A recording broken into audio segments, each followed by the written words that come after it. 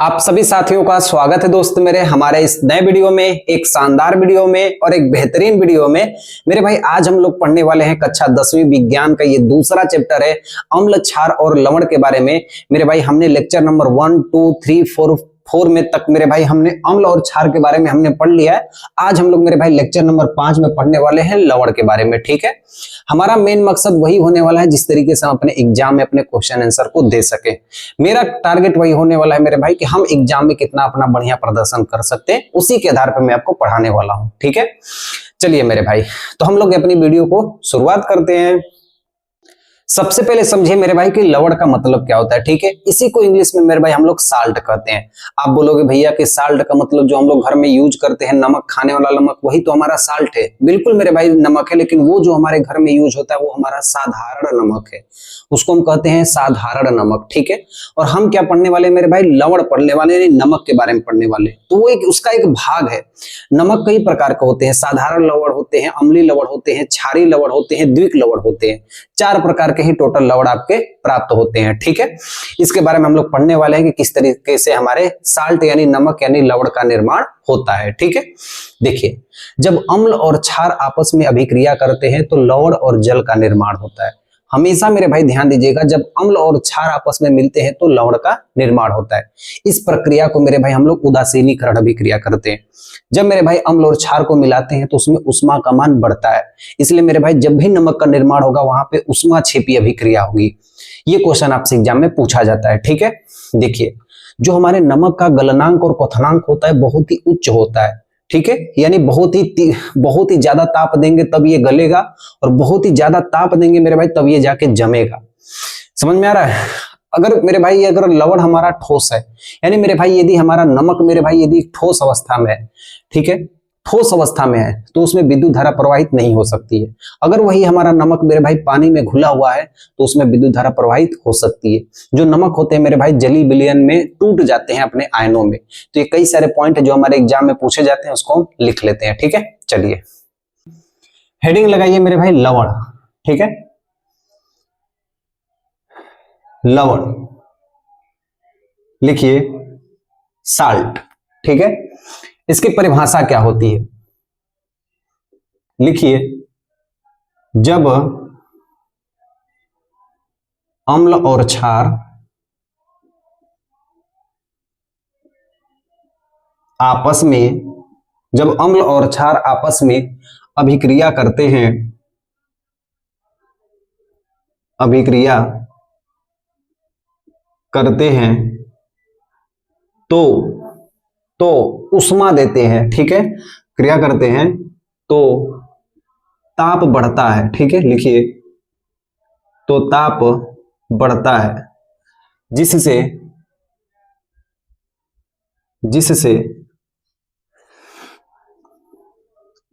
लवण तथा जल का निर्माण होता है। इस अभिक्रिया को क्या कहते हैं मेरे भाई, उदासीनीकरण अभिक्रिया कहते हैं। ठीक है, इसलिए इस अभिक्रिया को कौन सी अभिक्रिया कहते हैं, उदासीनीकरण अभिक्रिया। बार बार आपसे यही पूछा जाता है, उदासीनीकरण अभिक्रिया किससे कहते हैं, कहते हैं इस अभिक्रिया को उदासीनीकरण अभिक्रिया कहते हैं। अभिक्रिया कहते हैं। ठीक है, ध्यान दीजिएगा मेरे भाई, इस अभिक्रिया को कौन सी अभिक्रिया कहते हैं मेरे भाई, उदासीनीकरण अभिक्रिया कहते हैं। मैंने आपसे क्या कहा मेरे भाई, जब अम्ल और क्षार आपस में अभिक्रिया करते हैं तो इनका ताप बढ़ जाता है, जिसके कारण लवण तथा जल का निर्माण होता है। इस अभिक्रिया को उदासीनीकरण अभिक्रिया कहते हैं। मतलब मेरे कहने का मतलब यह मेरे भाई कि ये हमारे पास क्या है, अम्ल है, इसमें हम क्या मिला दिए मेरे भाई, क्षार मिला दिए, क्या बन गया मेरे भाई, लवण बन गया। साथ ही मेरे भाई क्या बन गया, लवण बन गया, और क्या बन गया मेरे भाई, जल का निर्माण होता है।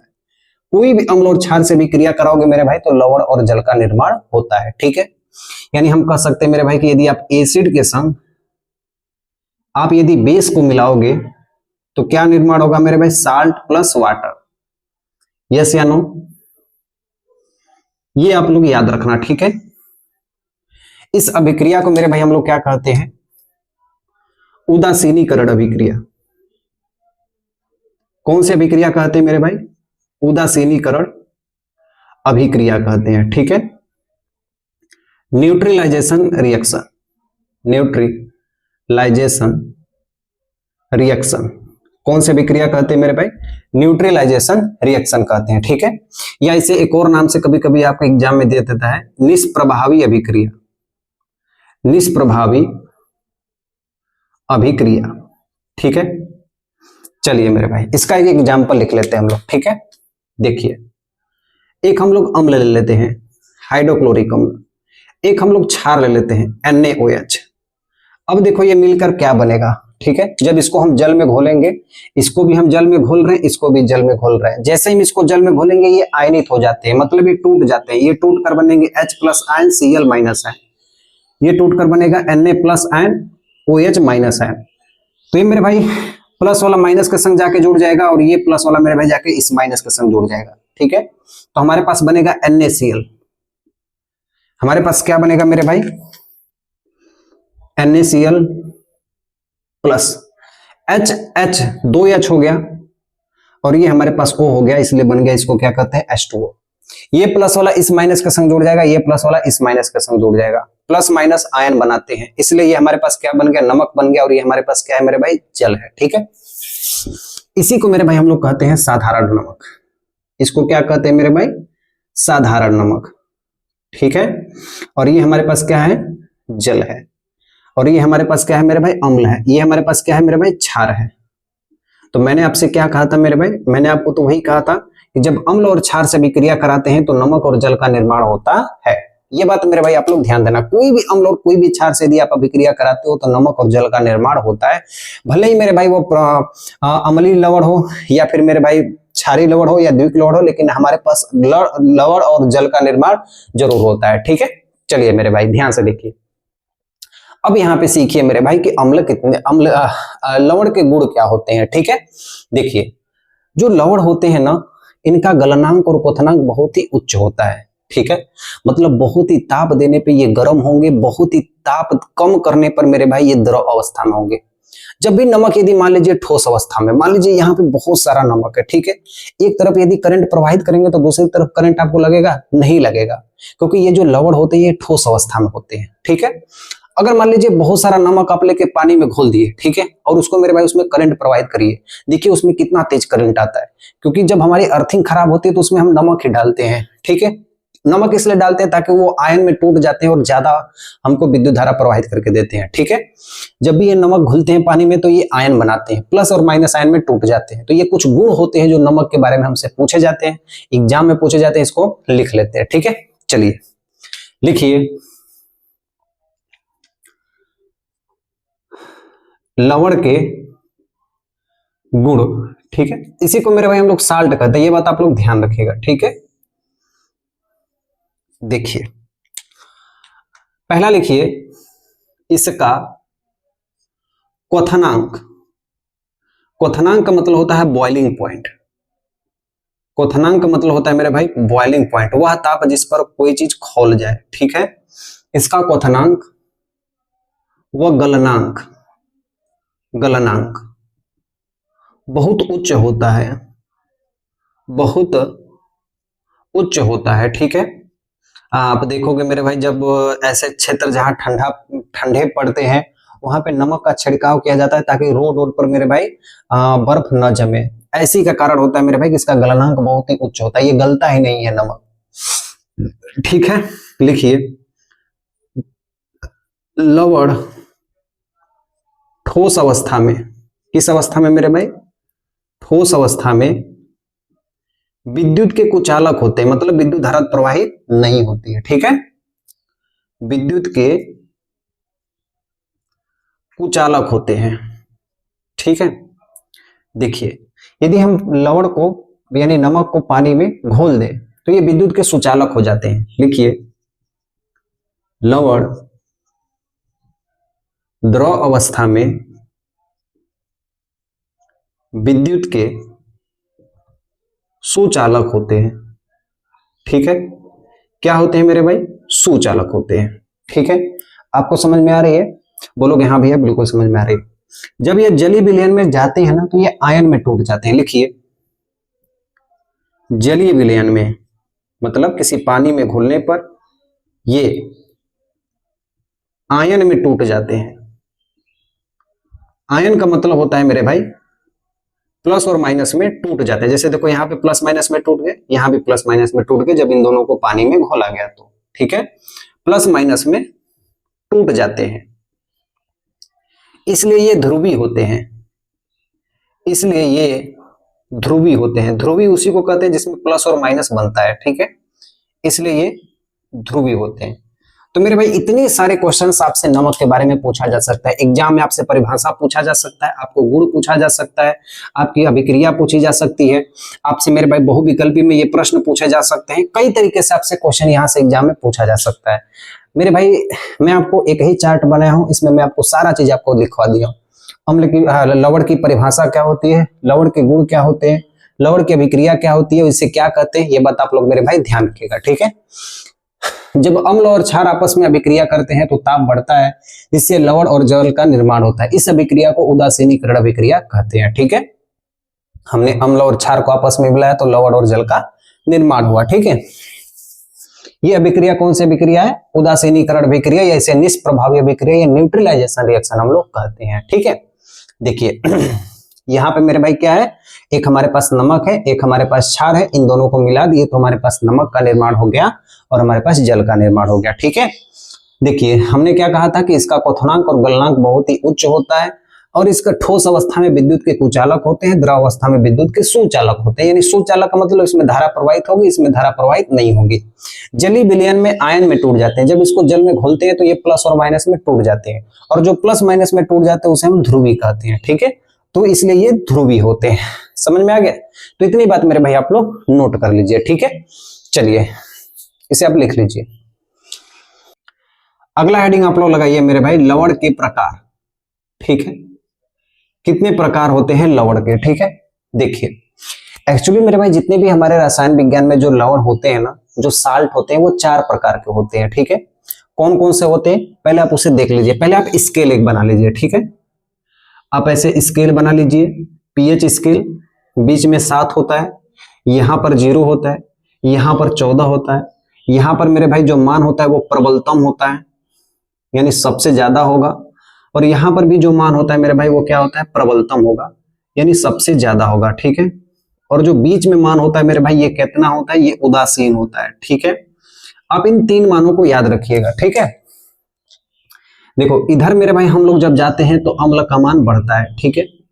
इधर जाने पर अम्ल की मान क्या होती है, बढ़ती है। इधर जाने पर मेरे भाई क्षार का मान क्या होता है, बढ़ता है। तो इधर मेरे भाई अम्लीयता बढ़ती है, इधर क्षारीयता बढ़ती है, ठीक है। देखिए इतना जो एरिया आपको दिखाई दे रहा है ये प्रबल अम्ल है। ये कौन सा अम्ल है मेरे भाई, प्रबल अम्ल है। इन दोनों के बीच में से इधर का जो एरिया है ये प्रबल अम्ल है, और इधर का जो एरिया आपको दिखाई दे रहा है ये प्रबल क्षार है, ठीक है। तो किनारों पर मेरे भाई क्या होते हैं, प्रबलतम होते हैं, चाहे वो अम्ल हो चाहे वो क्षार हो। इधर आने पर अम्ल प्रबल होते हैं, इधर आने पर क्षार प्रबल होते हैं। ये मेरे भाई दुर्बल अम्ल होते हैं, ये दुर्बल क्षार होते हैं। तो ये बात आप लोग मेरे भाई आप लोग ध्यान रखिएगा, ठीक है। चलिए देखिए लवण के कितने प्रकार होते हैं, देखिए लिखिए। पहला, जब हम प्रबल अम्ल के संग प्रबल क्षार मिलाते हैं, कंडीशन नंबर 1, कंडीशन नंबर 1, ठीक है। जब हम प्रबल अम्ल के संग प्रबल क्षार को मिलाते हैं, कोई भी प्रबल अम्ल के संग जब प्रबल क्षार को हम मिलाते हैं तो हमारे पास जो लवण बन के तैयार होता है वो सामान्य लवण बन के तैयार होता है, प्लस जल का निर्माण होता है, ठीक है। देखिए कंडीशन नंबर 2, यदि प्रबल अम्ल के संग दुर्बल क्षार मिल जाए, प्रबल अम्ल के संग दुर्बल क्षार मिल जाए, अम्ल हमारा कैसा हो, प्रबल अम्ल हो, और प्रबल अम्ल के संग दुर्बल क्षार यदि मिला देंगे, ठीक है, तो प्रबल अम्ल के संग दुर्बल क्षार मिला देंगे तो हमारे पास, देखिए आप एक कहानी की तरह समझिए, ठीक है। चलिए मेरे भाई ध्यान से सीखिए। मान लीजिए मेरे भाई कि आप कहीं विदेश गए हैं घूमने के लिए, जिस देश में गए हैं मान लीजिए वहां पर अंग्रेज है, और वहां पे बहुत ज्यादा भारतीय है, तो भारतीय प्रबलतम होंगे कि विदेश वाले व्यक्ति प्रबलतम होंगे? बोलोगे भैया कि हम लोग प्रबलतम होंगे क्योंकि हम लोग वहां पे ज्यादा होंगे, तो उसी के मान को ज्यादा लिखा जाता है जो मान ज्यादा होते हैं। ठीक है, चलिए मेरे भाई ध्यान से देखिए, सीखिए आप लोग। तो मेरे भाई प्रबल कौन है? प्रबल अम्ल है, तो इसलिए जो ये लवण बनेगा ये मेरे भाई कौन सा लवण बनेगा? अम्लीय लवण बनेगा। ठीक है, कैसा लवण बनेगा मेरे भाई? अम्लीय लवण बनेगा, अम्लीय लवण बनेगा।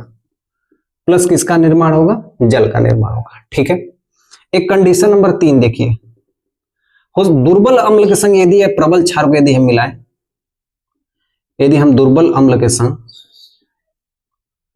प्रबल क्षार को मिलाएं, ठीक है, तो हमारा विलयन कैसा होगा? अब इसमें कौन ताकतवर है? क्षार ताकतवर है, तो इसलिए हमारा लवण कौन सा बनेगा? क्षारीय लवण बनेगा। कौन सा लवण बनेगा मेरे भाई? क्षारीय लवण बनेगा। ठीक है, क्षारीय लवण बनेगा। साथ ही क्या निकलेगी मेरे भाई?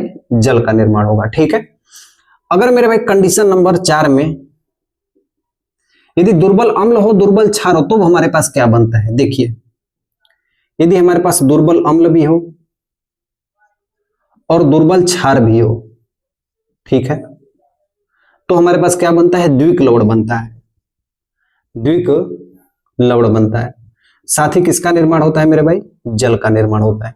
तो मेरे भाई ये 4 कंसेप्ट आप लोग एकदम ध्यान रखिएगा, ये आपके बहुत बहुत काम आने वाला है। ठीक है, कई सारे एग्जांपल्स में आपको यहाँ पे समझ में आएगा कि मेरे भाई ये चीज क्या चीज है। ठीक है, ये चारों पॉइंट को मेरे भाई आप लोग एकदम ध्यान से याद रखिएगा। ठीक है, देखिए मैंने आपसे क्या कहा था कि प्रबल अम्ल और प्रबल क्षार क्या बनाते हैं? सामान्य लवण और जल बनाते हैं। प्रबल अम्ल और दुर्बल क्षार होते हैं, तो इसमें दोनों में कौन ज्यादा ताकतवर है? अम्ल ताकतवर है, तो इसलिए हम अम्लीय लवण बनेगा। दुर्बल अम्ल और प्रबल क्षार, इसमें से कौन ताकतवर है? क्षार बेचारा ताकतवर है, इसलिए क्षारीय लवण बनेगा। ठीक है, अच्छा ये बताइए इनमें से कौन ताकतवर है? कोई भी ताकतवर नहीं है, इसलिए हम इसमें कहेंगे द्विक लवण का निर्माण होता है। कौन से लवण का निर्माण होता है मेरे भाई?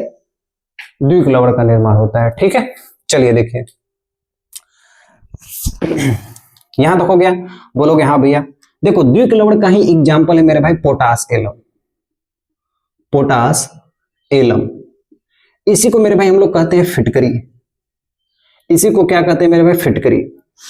इसका रासायनिक सूत्र होता है मेरे भाई K2SO4 Al2 SO4 का थ्रायस 24H2O। ठीक है, इसी में मेरे भाई एक और एग्जांपल जो आपके एग्जाम में पूछा जाता है वो है मोहर लवण।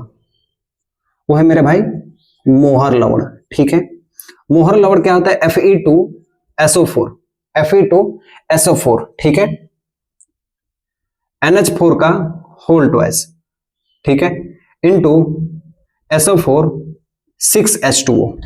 तो मेरे भाई ये जो आपको दिखाई दे रहा है ये पोटासियम का फार्मूला है, ये जो आपको दिखाई दे रहा है ये मोहर लवण का फार्मूला। ठीक है, ये दोनों फार्मूला मेरे भाई आप लोग याद रखना, ये द्विक लवण के एग्जाम्पल है। ठीक है, चलिए देखिए इसका मेरे भाई पीएच मान कितना होगा?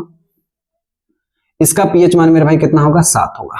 ठीक है, इसमें मेरे भाई अम्लीय लवण है इसलिए इसका पीएच मान क्या होगा मेरे भाई? इसका पीएच मान होगा 7 से कम होगा। अम्ल है तो 7 से क्या होगा मेरे भाई? कम होगा। और मेरे भाई ये क्षारीय लवण है इसलिए इसका पीएच मान जो होगा मेरे भाई वो इसका पीएच मान होगा वो 7 से क्या होगा? अधिक होगा। तो ये दोनों तीनों कंसेप्ट आप लोग याद रखिए। ठीक है, चलिए ये मेरे भाई तो हम इसका एक एक एग्जाम्पल लिख लेते हैं। ठीक है, हम एक एक एग्जाम्पल लिख लेते हैं ताकि हमारे पास एक एक एग्जाम्पल रहे। ठीक है, देखिए प्रबल अम्ल में मेरे भाई हम प्रबल अम्ल में ले लेते हैं हाइड्रोक्लोरिक अम्ल जो कि प्रबल अम्ल है। एक हम प्रबल क्षार ले लेते हैं सोडियम हाइड्रोक्साइड ले लेते हैं। जब इसका रिएक्शन करवाएंगे मेरे भाई तो प्लस वाला माइनस के संग जुड़ जाएगा, ये प्लस वाला माइनस के संग जुड़ जाएगा, सोडियम क्लोरीन के संग जुड़ जाएगा, तो ये हमारे बन जाएगा सोडियम क्लोराइड। ठीक है, और मेरे भाई ये वाला प्लस इस माइनस के संग जाके जुड़ जाएगा तो ये हो जाएगा H2O।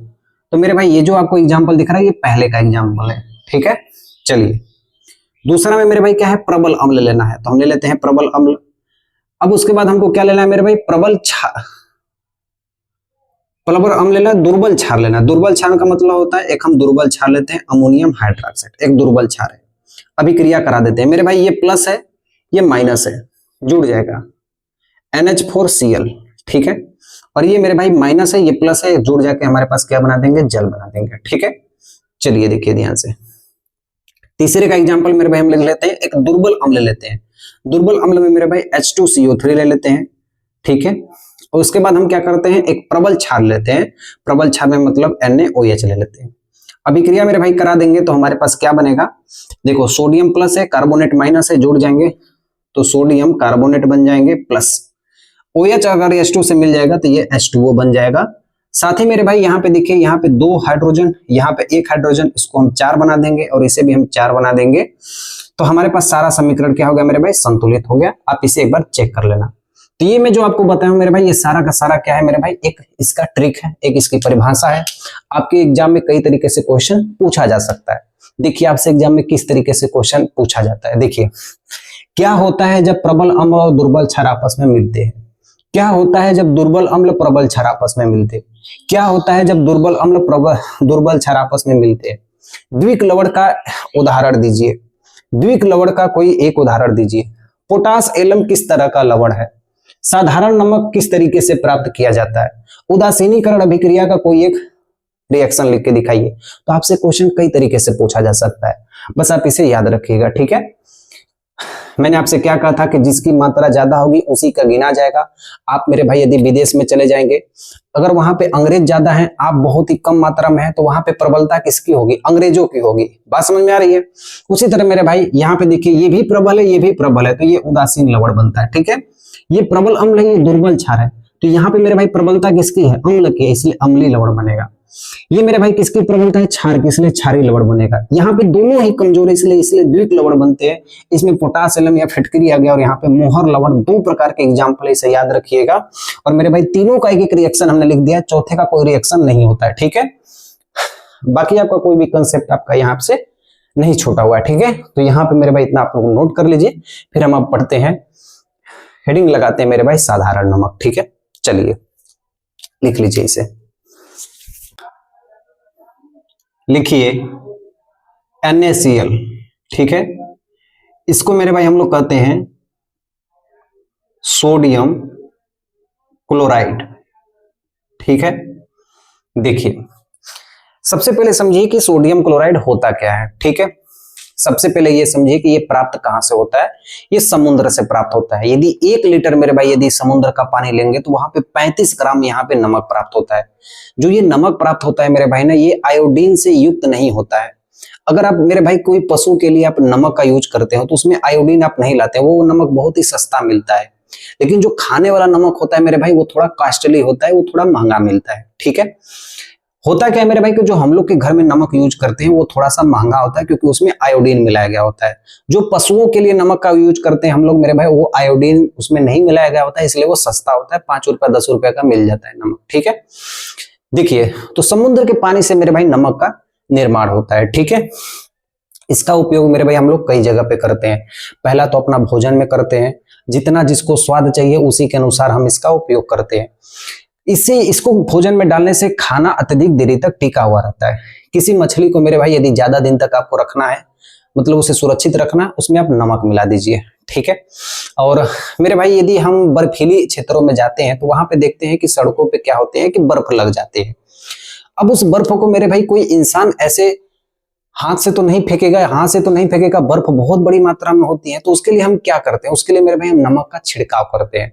जब हम बर्फीली एरिया में नमक का छिड़काव कर देते हैं तो नमक उस बर्फ को गला देता है, इसलिए वो पानी बन के बह जाता है और सड़क क्या होती है मेरे भाई? साफ हो जाती है, ठीक है। इतनी सी बात मेरे भाई आप लोग ध्यान रखिएगा, ठीक है। इसका उपयोग मेरे भाई रासायनिक उद्योगों में करते हैं, जैसे कास्टिक सोडा हो गया, बेकिंग सोडा हो गया, और उसके बाद व्यंजक चूर्ण हो गया। इसमें मेरे भाई हम नमक का उपयोग करते हैं। तो कई सारे मेरे भाई नमक के फैक्ट हैं, इसको आप लिख लीजिए। इसके उपयोग में बता दिया हूं कि किस तरीके से इसका निर्माण होता है, वो भी हम आपको बता चुके हैं, ठीक है। चलिए मेरे भाई देखिए निर्माण कैसे होता है। हाइड्रोक्लोरिक अम्ल प्लस सोडियम हाइड्रोक्साइड को जब हम मिलाते हैं तो सोडियम क्लोराइड प्लस लवण का निर्माण होता है। इसी तरीके से हमारे पास क्या होता है? नमक का निर्माण होता है। इसी को हम क्या कहते हैं मेरे भाई? नमक कहते हैं, साल्ट कहते हैं, साधारण नमक कहते हैं। कौन सा नमक कहते हैं मेरे भाई? साधारण नमक कहते हैं, ठीक है। देखो इसको हम क्या कहते हैं? NaCl को, इसे हम साधारण नमक कहते हैं। लिखना, इसे हम क्या कहते हैं? साधारण नमक कहते हैं। कहां से प्राप्त होता है मेरे भाई? समुद्र के पानी से प्राप्त होता है। समुद्र के पानी से प्राप्त होता है, औसतन 35 ग्राम प्रति लीटर। औसत 35 ग्राम प्रति लीटर, इसका मतलब हुआ कि 1 लीटर में आपको 35 ग्राम नमक आपको मिल जाएगा। ठीक है, चलिए, यदि मतलब आप 100 लीटर यदि आप लेंगे तो 3.5 किलो आपको मिल जाएगा। ठीक है, नमक। लिखिए सोडियम क्लोराइड कैसा होता है। ठीक है, लिखिए इसके बारे में लिखिए। साधारण नमक एक श्वेत, श्वेत का मतलब सफेद होता है, क्रिस्टलीय का मतलब ठोस होता है। साधारण नमक एक श्वेत, क्रिस्टलीय, आयनिक यौगिक होता है। आयनिक यौगिक होता है। ठीक है, इन तीनों लाइन का मेरे भाई यदि आप अर्थ समझ गए तो कभी भी मेरे भाई आपको नमक के बारे में कभी भी कोई कंफ्यूजन नहीं होगा। पहले तीनों चीज के बारे में सीखिए मेरे भाई। जो साधारण नमक होता है ना, यह श्वेत, श्वेत का मतलब होता है सफेद होता है। जो हम नमक यूज करते हैं कैसा होता है मेरे भाई, सफेद होता है। क्रिस्टली का मतलब क्रिस्टल के रूप में ये बने हुए होते हैं। यदि मेरे भाई यदि जम भी जाएंगे ना, तो यदि आप इसको तोड़ोगे तो ये छोटे छोटे पार्टिकल में टूट जाएंगे। इनमें आयनिक यौगिक होता है, मतलब ये प्लस और माइनस में बहुत ही तेजी से टूट जाते हैं। नमक को मेरे भाई पानी में यदि मिला के थोड़ा सा ही हिलोर मारोगे तो वो क्या होते हैं, घुल जाते हैं। इसलिए क्या होते हैं मेरे भाई, आयनिक होते हैं। ठीक है, नमक एक श्वेत क्रिस्टलीय आयनिक होता है जो हाइड्रोक्लोरिक अम्ल, लिखना, जो हाइड्रोक्लोरिक अम्ल, जो हाइड्रोक्लोरिक अम्ल तथा सोडियम हाइड्रोक्साइड, सोडियम हाइड्रोक्साइड के जलीय विलयन से सोडियम क्लोराइड प्राप्त होता है। के जलीय विलयन से साधारण नमक, साधारण नमक यानी NaCl प्राप्त होता है। ठीक है, लिखिए इसका उपयोग, यूजेज, कहां इसका हम लोग उपयोग करते हैं। ठीक है, यूज लिखिए। सबसे पहले हम लोग यूज करते हैं इसका खाद्य पदार्थों में, खाने वाले। कहां यूज करते हैं, भोजन में स्वाद के लिए। ठीक है, अगर नमक थोड़ा सा भी कम पड़ जाता है तो बोलते हो भैया कोई भी स्वाद नहीं आता है। कभी एक बार बिना नमक की कोई सब्जी और दाल खा के देखना, आप एक बार यदि खाओगे मेरे भाई तो आपको समझ में आएगा कि इस नमक की वैल्यू क्या होती है। ठीक है, भोजन के स्वाद के लिए, भोजन को संरक्षित करने के लिए, मतलब ज्यादा लंबा देरी तक रखने के लिए, संरक्षित करने के लिए। ठीक है, लिखिए अगला, अचार, मछली, मांस, इन तीनों को ज्यादा देरी तक रखने के लिए। मेरे भाई अचार आप देखते हो, जब अचार का निर्माण होता है तो उसमें कई अलग से नमक हम लोग डालते हैं। क्यों नमक हम ज्यादा डालते हैं, ताकि वो अचार कई दिनों तक बना रहे। ठीक है, लिखिए अचार, मछली, मांस में, ठीक है, मांस को कई दिन तक सुरक्षित रखने के लिए, कई दिन तक सुरक्षित रखने के लिए। मैंने आपसे कहा था कि जो ठंडे क्षेत्र होते हैं, ठीक है, ठंडे क्षेत्र होते हैं, जो बर्फीली क्षेत्र होते हैं, वहां पर सड़कों पर बर्फ हटाने के लिए हम लोग नमक का छिड़काव करते हैं, बर्फ हटाने के लिए। ठीक है, लिखिए रासायनिक उद्योगों में भी इसका उपयोग करते हैं, रासायनिक उद्योग में इसका उपयोग करते हैं। किसके लिए उपयोग करते हैं, जैसे हो गया मेरे भाई कास्टिक सोडा, कास्टिक सोडा, ठीक है, baking soda, baking soda, baking soda, खाने का सोडा, ठीक है, बेकिंग सोडा, धावन सोडा, व्यंजक सोडा, धावन सोडा, ठीक है, इत्यादि लिख दो, इतना बहुत है। इतना अब आपसे क्वेश्चन पूछा जा सकता है सोडियम क्लोराइड के बारे में, ठीक है। ये नमक के बारे में हमने सीखा है, ठीक है। समझ में आ रहा है मेरे बात को? तो ये है मेरे भाई नमक के बारे में। अब हम लोग पढ़ते हैं मेरे भाई सोडियम हाइड्रोक्साइड, कास्टिक पोटास, कठोर साबुन जो बनाने के लिए उपयोग करते हैं उसका हम यूज करते हैं। एक बार उसकी संरचना एनसीईआरटी में दी गई है, आपसे 2-3 बार क्वेश्चन पूछ चुका है एग्जाम में, आगे भी पूछ सकता है। उस क्वेश्चन को भी हम लोग पढ़ लेते हैं, ठीक है। इसे लिख लीजिए मेरे भाई। मैं आपके एक एक नंबर की कदर करता हूं, मुझे पता है मेरे भाई कि एक नंबर की वैल्यू क्या होती है, क्योंकि मैं उस फेज से मेरे भाई गुजर चुका हूं। मेरे पूरे 90% मार्क आने से मेरे भाई थोड़े से बच गए थे, ठीक है। क्योंकि मेरे भाई जिंदगी में मेरे सामने एक ही समस्या आई थी, वो है केमिस्ट्री। मेरे भाई मैं शुरू से लेके अंत तक, क्लास 10th की पहली क्लास से लेके पेपर देने तक मेरे भाई कोई मुझे केमिस्ट्री पढ़ाया तक नहीं ना। मेरे भाई मेरे पास ऐसी सुविधाएं थी ताकि मैं केमिस्ट्री पढ़ सकूं।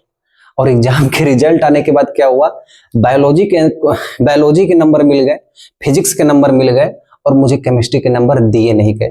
मैं किया ही नहीं तो मुझे मिलेगा क्या, ठीक है। मेरे साइंस में बस 80 नंबर आए थे, समझ में आ रहा है। छोड़ने के बाद 80 नंबर आए थे, समझ रहे हो मेरी बात को। बाकी हर एक सब्जेक्ट में 90+ स्कोर है। तो मेरे भाई मुझे पता है कि आपका एक एक नंबर, एक एक स्कोर क्या चीज होता है, और कहां से आपको नंबर दिए जाएंगे, कितने नंबर आपको मिलते हैं, और किस तरीके से आपको एग्जाम में लिखना है। देखो मैं ये चीज जानता हूं, इसलिए मैं आपको अच्छे तरीके से एक्सप्लेन करता हूं, ठीक है। चलिए देखिए, अगला चीज आपसे पूछा जाता है caustic potash.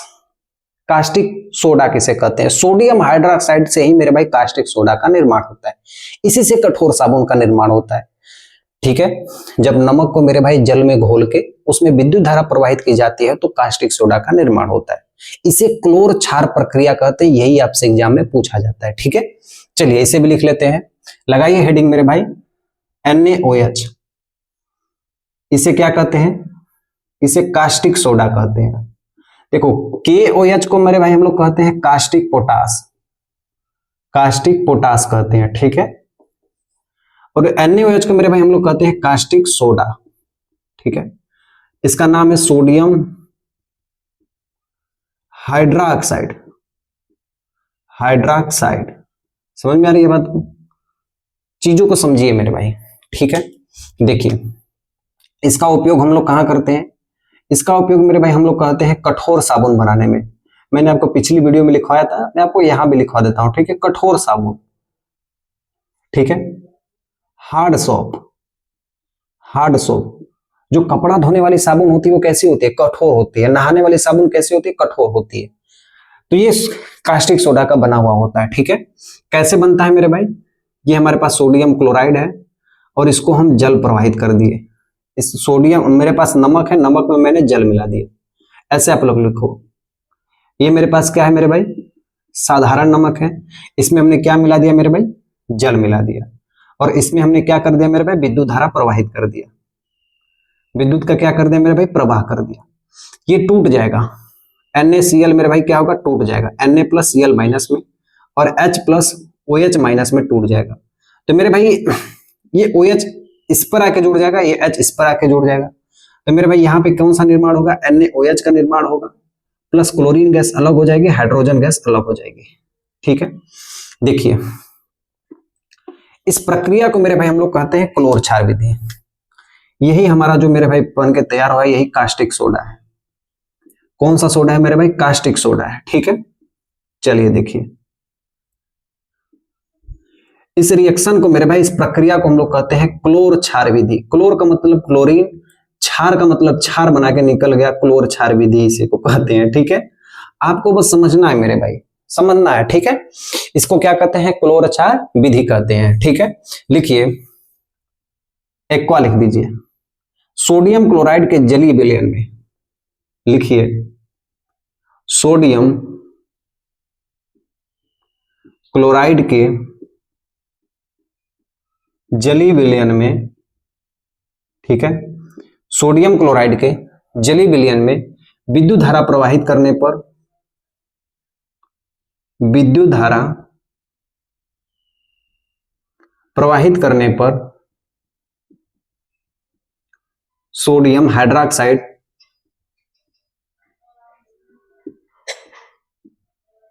Sodium hydroxide NaOH प्राप्त होता है,